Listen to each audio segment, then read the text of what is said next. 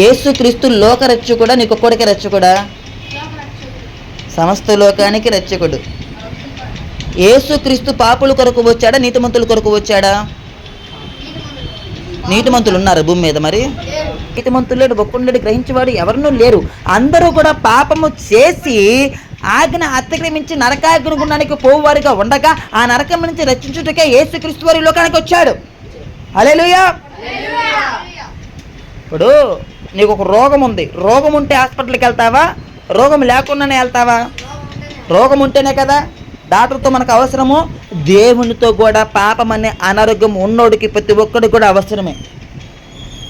ఎవరికైనా దేవుడితో అవసరం లేదంటానికి అవకాశం ఉందా? ఎందుకు లేదు చెప్పండి? అంటే ప్రతి మానవుడికి కూడా దేవుడితో అవసరము ఉంది. ఉంది. ఎందుకుందయ్యా అంటే ప్రతి మానవుడు పాపం చేశాడు. ఆ పాపము నుంచి కడగబడాలన్నా, ఆ పాపము నుంచి వచ్చి శిక్షను తప్పించుకోవాలన్నా యేసుని నమ్మాలి, యేసు బోధ వినాలి, ఆ బోధ ప్రకారం జీవించాలి. వినడం కాదయ్యా, విని విడిచిపెట్టేవారుగా కాదు, విన్న బోధ ప్రకారం ఏం చేయాలమ్మా? జీవించాలి. ఏం చేయాలి?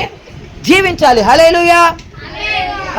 మనం మరి 3 సంవత్సరాల నుంచి ప్రాంతంలో పరిచర్య చేస్తున్నామంటే ఉట్టిగా చేయట్లా, మిమ్మల్ని అందరిని కూడా నిత్య జీవానికి తీసుకెళ్లాలని. హల్లెలూయా.